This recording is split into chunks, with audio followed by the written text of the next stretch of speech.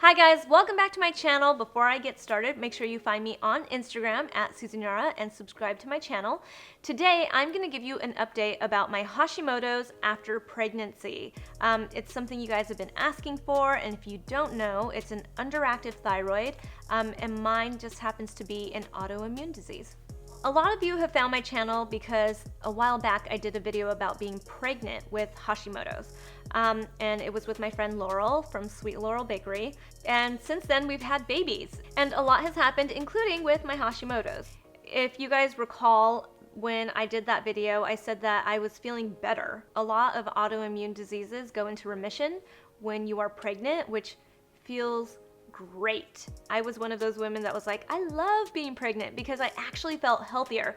I had that first trimester where I was like, a little bit sick. I felt a little nauseous, but then by the time I was in my second trimester, I was like glorious. I felt so good. The only problem I had was somewhat high antibodies, but that was fairly easy to deal with medication. We just kind of kept an eye on it, and it was fine. My baby turned out to be healthy, and everything was awesome. And then I had the baby.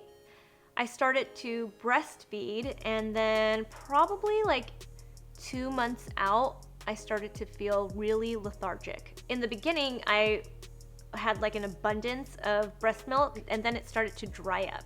And it was kind of gradual too. It wasn't like one day I had it and one day I didn't. It was like I started to have to give my baby 1 bottle of formula to supplement. And by the 4th month, it was like 2 bottles. And then by 7 months, I basically just quit. I stopped breastfeeding just because it was starting to become really daunting and it was getting hard. I felt my body kind of breaking down. I was really lethargic. My memory was starting to be kind of like fried.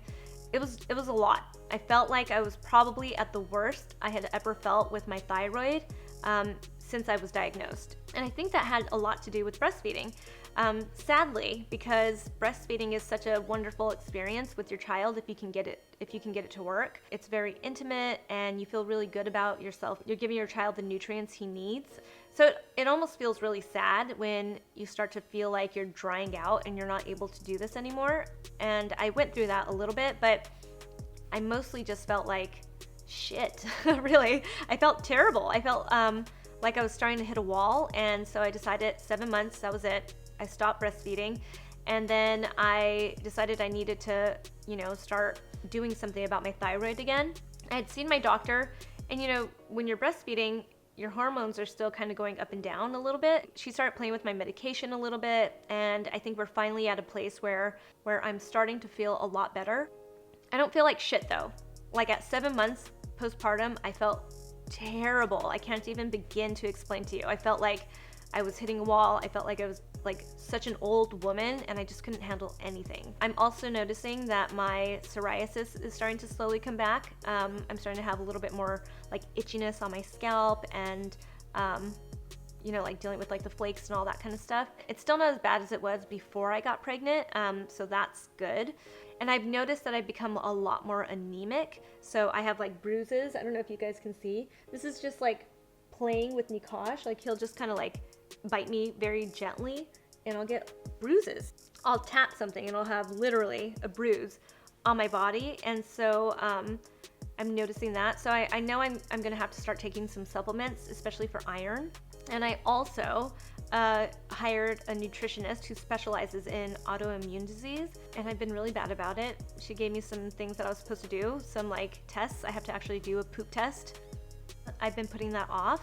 I have to do another blood draw, send that to her, and then potentially get on a diet. And I think I've been holding off on it. The thought of dieting, usually what happens is they suggest that you go on a gluten-free diet and you limit certain things like dairy or anything that might affect your body negatively.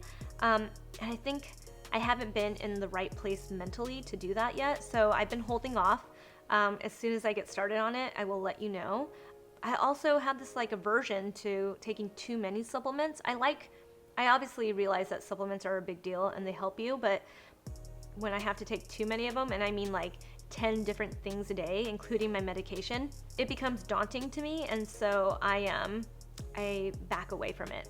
I think I'm close to being ready to start really tackling it, especially because I did a little check-in on Laurel not too long ago, and she had her baby like 6 weeks after me, and she's still breastfeeding.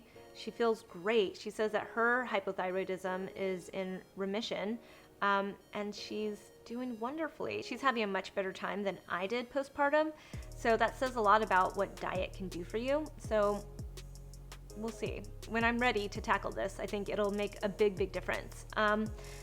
And that's kind of where I'm at. So I know that you guys were probably hoping that I would have like some positive update about my Hashimoto's and being postpartum, but it does come back if you're not taking care of yourself. I think breastfeeding is definitely affected if you have a thyroid problem, and you have to take care of yourself, and you have to be in that right mental place. I'm only just starting to lose my baby weight. I know I obviously know that I'm not like a big person, but I started working out with a personal trainer for a second, and that was difficult for me.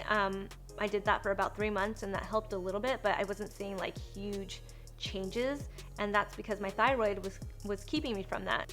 You know, these are things that you should know that I'm going through, but like I said, Laurel is doing great. So there are things that you can do to kind of alleviate all of this, and maybe if you know about it ahead of time and you tackle it ahead of time and you actually have the right diet, I think that those things can really help.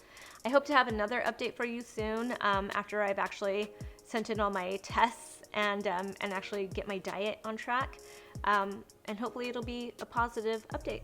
So there you go. That is my Hashimoto's update postpartum.